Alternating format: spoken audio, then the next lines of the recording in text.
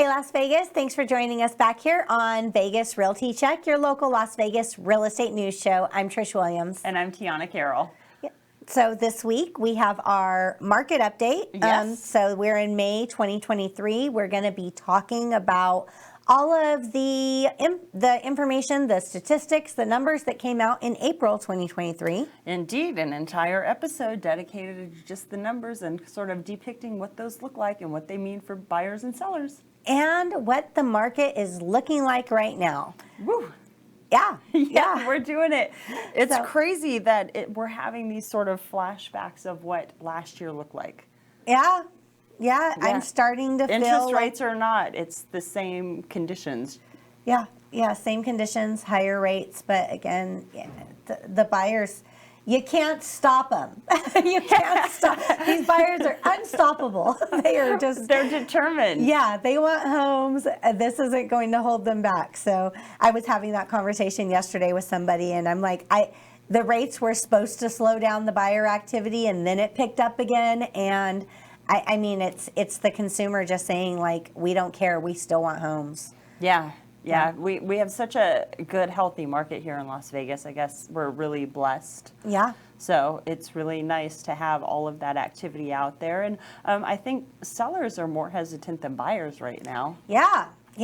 One of the numbers which we'll get into, like our weekly numbers here, but one of the numbers I always look at when I'm on the MLS, shopping for homes, looking for, talking to buyers or telling people like what's the temperature of the market right now, is how many have gone under contract this week versus how many have listed this week. Oh yeah, there's a discrepancy there. Right. So the under contract number, we have two categories, which I think is weird. I don't know. Can they just put it all in one? Makes us do addition every time that we do it. Right. You're like, wait, we're already doing numbers. Now we have to add? Yeah. But the under contract numbers this week between the two categories, the no show and show, were averaging like I think it was around 930 of under contract shows, which is great. That's that can translate into 4,000 sales for the month, which is great. Yeah, which would be more than we had this month. Absolutely. But that under contract number, it was in the 900 range, and then the just listed number was 811.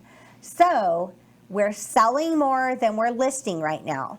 That could be sellers just not putting their homes on the market, and the increased buyer demand that we have. Yeah, and we've sort of been seeing that now, at least for a few weeks. Like each week, we're getting like 100, 150, $200.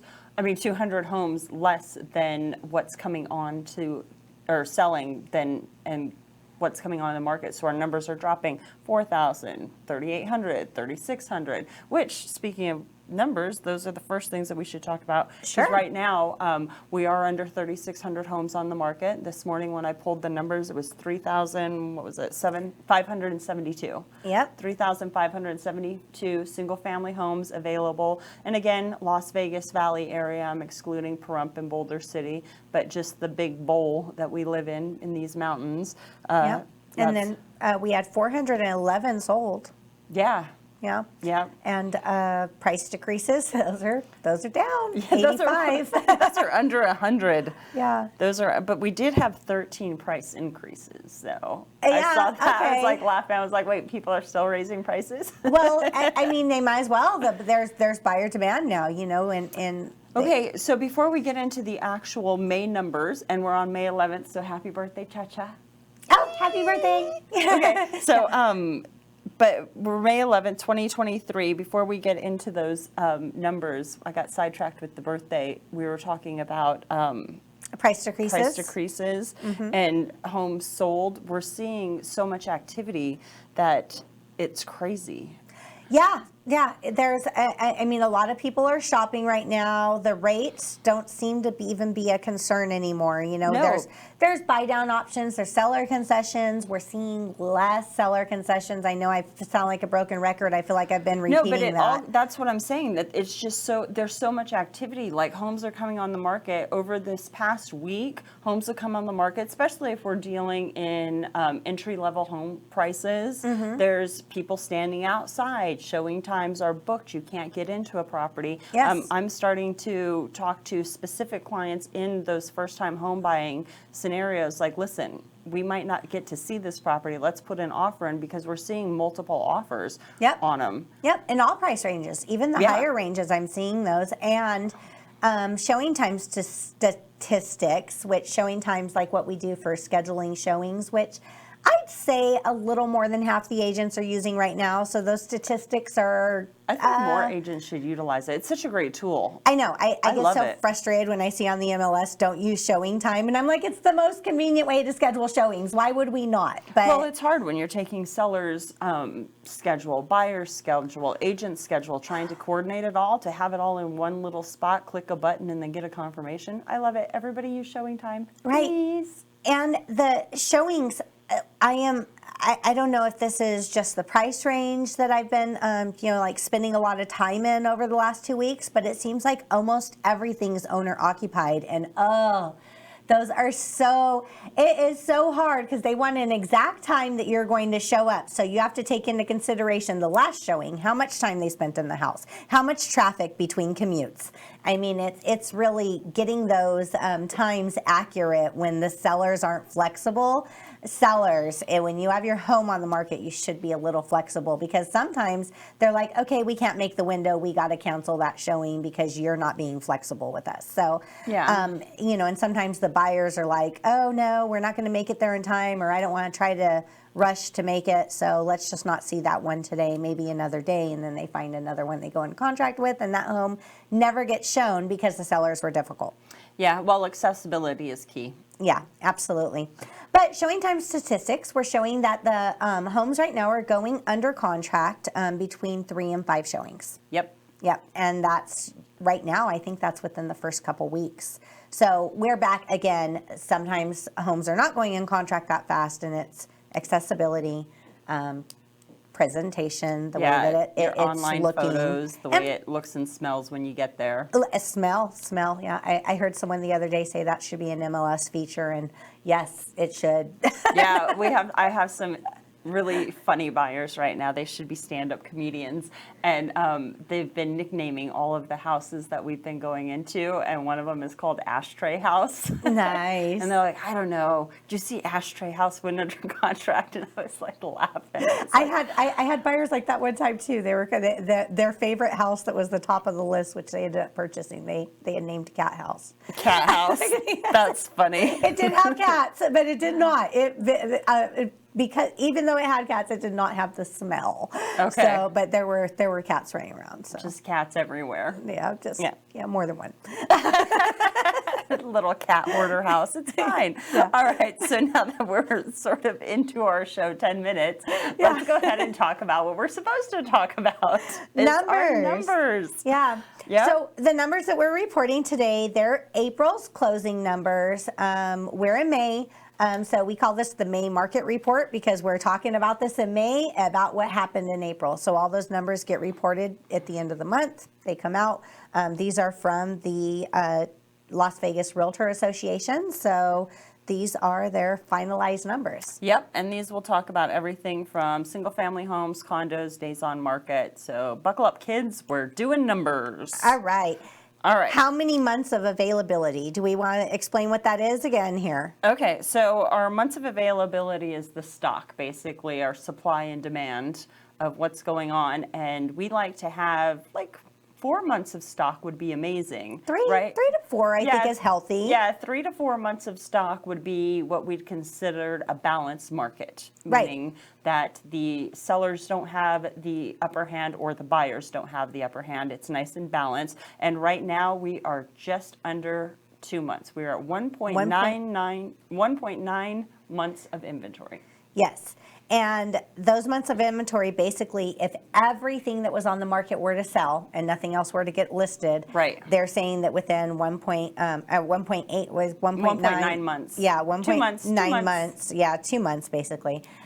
Within 2 months that we would be out of homes. Yep, stock would be gone. The stock would be gone if nothing else listed. I think it's time to get the message out to sellers that we're back in the spot where we can list their homes right now. So again, because national news is still reporting that the market's not doing well, I still think there's a lot of sellers that just don't understand that we're in a better market now here in Vegas. Yeah, I'm having conversations with sellers about better market. Also, I'm getting a concern from sellers about the interest rate. It's hard to leave a 3% interest rate on a home that you've been in a few years and then go to a higher interest rate. So I think that once the interest rates and mortgage start calming down, lowering, then we'll start to see a lot more sellers come on the market, and then I bet it's just going to be the Wild West again. We're going to have tons of stock, and buyers are going to be like, 4%, I'm in, let me buy. But every year around 4th of July in Vegas, and it's 4th of July to the date. This is my date. I'm crossing it off. It's like real estate stops. Right. we get to go on vacation. Yeah, on your vacation, it's 4th of July. 4th of July, I think it's because it's hot. I don't know, maybe the fireworks. I don't know what's going on, but 4th of July I think showing it's because stop. it's midsummer, right? Now Yeah. we're starting to think about, okay, after 4th of July weekend, we got to get kids back in school, and there's things that happen. Yeah, that, people do their last minute vacations, Yep. all that things. And it's usually about, I'd say 10, 15, 20, as far as the temperature outside, and showing homes can be very miserable at that time for people that are not lizards like me. And just, me, I love the heat. I'll show homes in July. Yeah, I'm fine. I don't mind the heat. I've lived here my whole life. It doesn't bother me. But a lot of people being out there in the heat does bother them. So we always see a substantial slowdown in the market after 4th of July. Right. And that goes, I'd say, right through the beginning of September. So the message I'm trying to get out to people right now that are thinking about selling is, let's get your home on the market before June, because we want it sold before 4th of July hits and everything slows down. Yep, and that's just a little lull. I don't even think it's as long as September. I see action start. Yeah.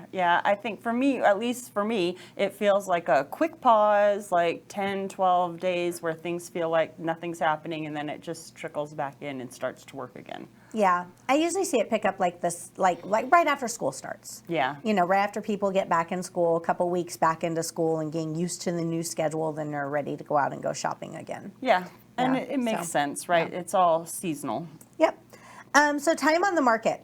We talked about this a little bit, but these are the actual numbers from April. The homes are spending less, in most cases, most homes are spending less than 30 days on the market. Yeah, so do you have this sheet of, I think it's page 3 in the market statistics. It goes through it's not the graph, it's just the numbers, and it talks about time on market and units sold, and in April of 2023, there was 53% of the homes that sold were within 30 days. Okay. So that's not really,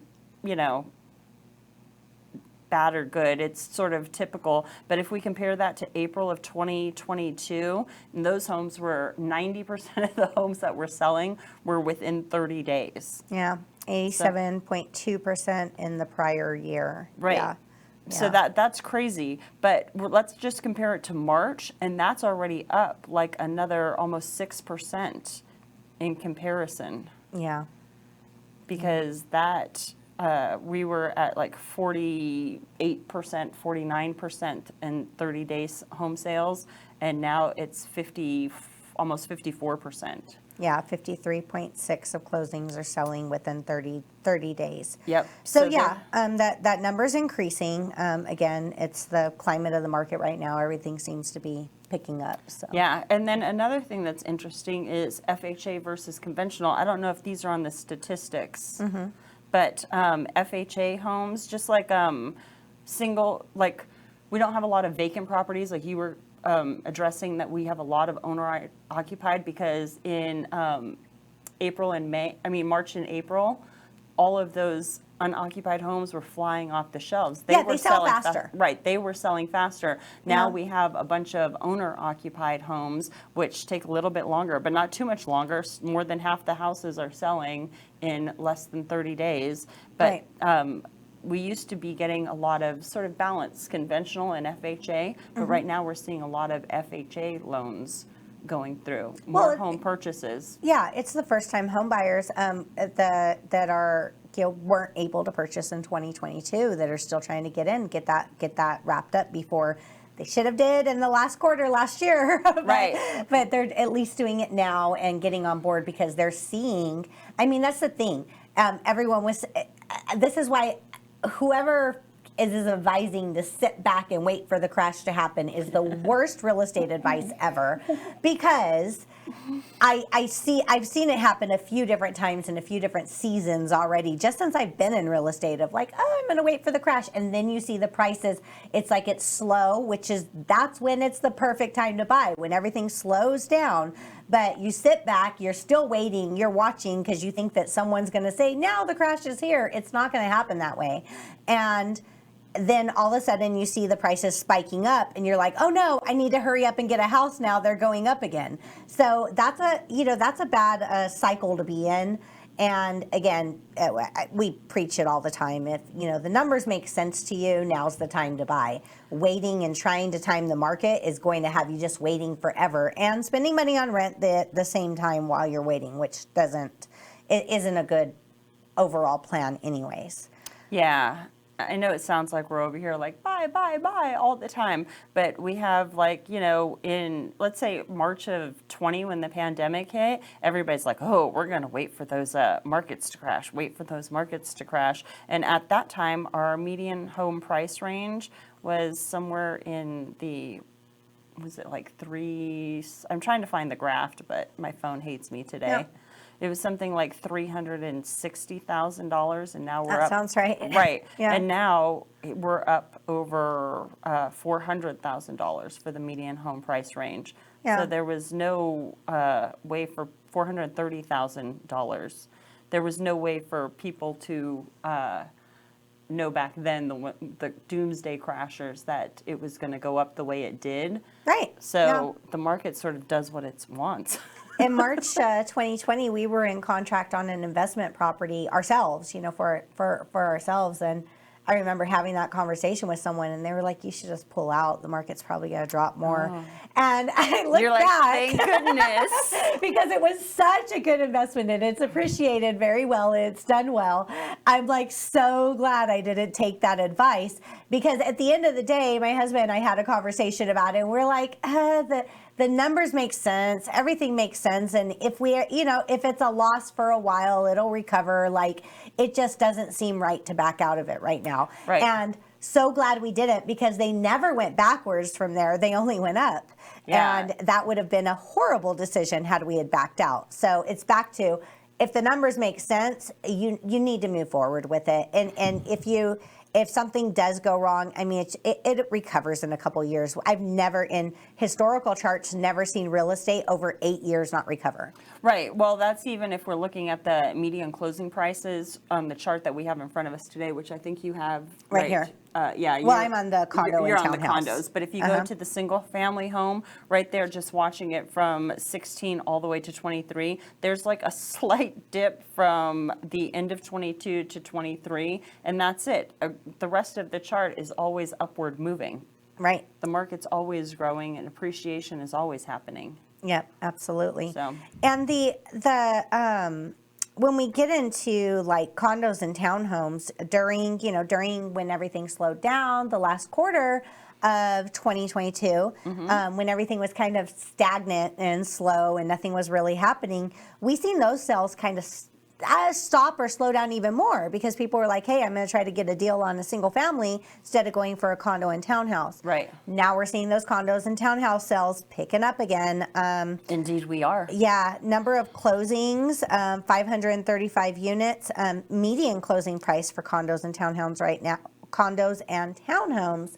now is $270,000. So I have people contact me sometimes, and they're in the 100,000 range, somewhere in the 100,000s, Yeah. and they're like, oh, I'll just pick up a condo, and I'm like, they're Right. Like, or yeah, they think they're going to get like a 3-bedroom condo with like an attached garage. And you're like, oh, no. For like 150, you'd be lucky to find a little studio or a 1-bedroom.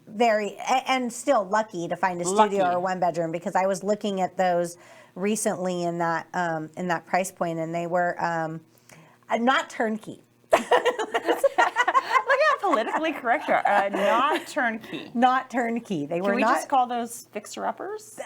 I would call those a lot of things. But Distressed is what I would call some of them. They were distressed, yeah. Yeah, and not just the actual unit, but some of those communities, like the 150, 175, the actual structures. There's like deep cracks in the stucco, and some of the roofs aren't taken care of. There's a place on Maryland down by Sunrise that the HOA's in all sorts of litigation because the HOA is responsible for all the roofs. Yeah. And the ACs are leaking into the units and causing the M word, EE mold. So yeah, no, there's all sorts of stuff going on there. So now let me squirrel a little bit there, talking about HOAs, because we'll do another show on this. We got to put a whole show together because I got stuff to say. But here we go. HOAs. What I'm seeing on this, and when is it going to be enough? I'm sorry. When are people going to say, like, enough's enough? We got to like reset here, because HOAs, these budgets for these associations are so backwards. And you look at some of these condos that are, maybe the condo is $160, the HOA is $500. Like, why? Is that, and it's the HOA being so high is keeping the home value down because no one wants to buy it. And it's, I get like having high HOAs and like high rises and things like that where you have like the total concierge service. But when we're talking just a little, like, a little condo. Right, how are you going to justify buying a home for $200,000 and then have to pay $500 for HOA each month? Yeah. Or 300 even, 350. I've seen some high HOAs, and the condo prices are actually low. So it's like the HOA is stealing your equity. What's going on here? Like it just seems so backwards. And I know how it works, how the budget works, how the amount that you pay for an HOA works and everything like that, because it's based off their reserves and what they have to spend or whatever. Like, they need someone to go in there, dive in their books, get it all fixed up, and get things back to a reasonable price. There's a way to do it. It's just someone needs to do it. There's a lot of these communities out there that are like that, and it's so ridiculous. Right. Well, the homeowners would advocate for that, but I don't think that the HOA association wants to go in there and make all of that extra work. Well, the management company's not going to do it. Right. It's going to have to take a homeowner that's like, really savvy, really knows their numbers, go in there and do that. We'll do a whole show on that. Let's talk about that later. But let's get back into these. What we'll actually do is we'll just grab like people from each community and be like, can you balance a budget? Yeah. Where do you live in an HOA? We need your help. But it's an intense job, and it's a volunteer job too. Yeah. So that's why it doesn't happen. It's like, no one has, or it's very rare where you find the person that's savvy enough, that has the skills to do something like that has the time to spend all their time doing that, because it's a very time-consuming thing to do as well. So most people just pay the bill and just keep it going. Yeah. So yeah. And then like some of those condos, especially if they were in those distressed states, and you were talking about $500 a month HOA, some of those condos are special assessments. Like, our reserves are low, we're filling them up, we're going to need to pay $500 for the next or our 16 insurance. months or 24 months or whatever, and then we'll come back down. And when people buy in those conditions, they're saying it's going to come back down, but there's no guarantee that it's going to come back down. If the money doesn't get spent wisely, or they're in more debt than they thought, then those assessments stay on longer. Or they spend more than they need to. And I've been on an HOA board before, and it's like, sometimes the quotes and the bids that you get, I'm like, we get better pricing than this. Like, why is their pricing higher? I don't know. Just another show. Another show. Let's get back to this show. Let's get back to this the one we're doing now. Yeah. So availability at the end of April was 3,737 single-family units. It was, which was down like 10% from the prior month. Mm-hmm. Yep. And the prior year, it's down like 53%. Yes. Yeah, definitely. And We already talked about the months of availability, which is Yeah, up. just about 2 months. Yep, it's up 134% from last year, though. Yeah, well, those were flying off the shelves. Those Yeah. were just like, here's a house, here's a house, here's a house, gone, gone, gone. Right. And so I guess we're just really going to see, are we going to get back to that? Like, I hope we never hit 1,800 inventory again, but it could happen. I mean, we're definitely headed that direction. Yeah, well, each week we keep trickling down. And that's what happened last time. Another 100, 150 homes that didn't come on the market but got sold. So our stock is shrinking a bit. Yeah, yeah.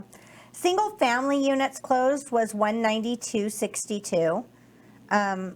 It's lower than I thought it would be.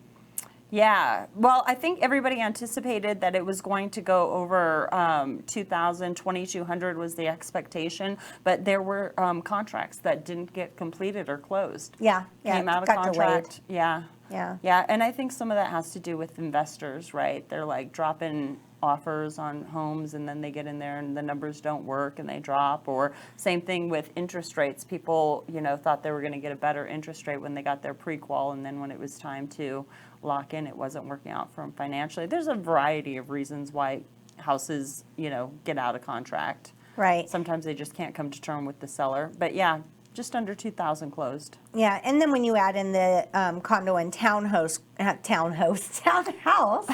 closings to that number, we're at about 2,400, 2,500. Right. Yeah. So that was sort of what we were targeting, but that is adding those extra units. But that's down. All of our units sold are still down 34%. We're over here going, the market's crazy. Things are selling. It is down from last month. Or I don't know, it doesn't state what this is from. From last year. It's year over year. So it's. Oh, yeah. Housing snapshot year over year. Yeah, 33.2% from the prior year at this time. Yep.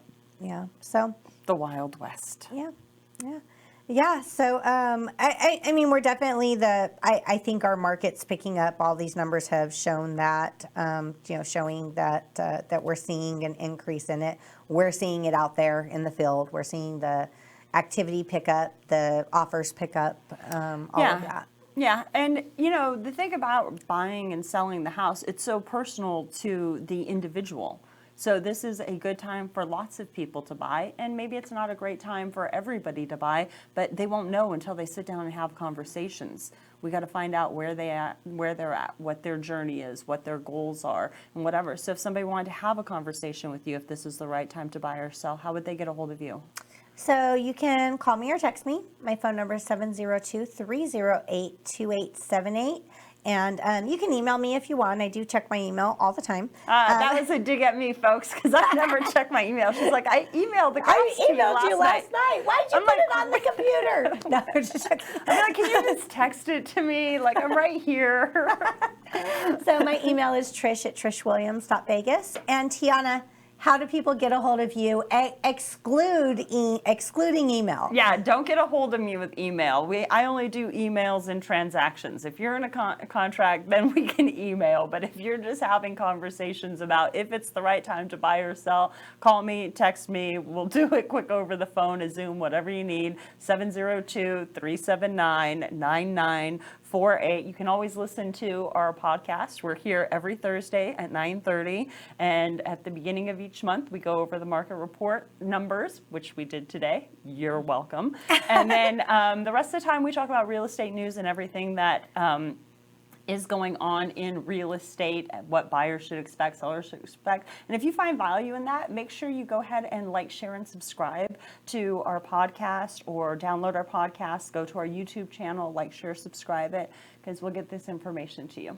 Absolutely. And with that, all of our previous episodes are in there. It's in the library once you download it. We have so much in there as far as like how to, step by step, different parts of the transaction. Almost any real estate question that you have, we've probably answered on some show at some time, and we will continue to have shows around specific topics or specific little pieces of the transaction or the real estate purchase or sell that can help you through things. So you can always go in and get versed. Yep, we come from a place of contribution. If you need help with real estate, we can help you. Yes.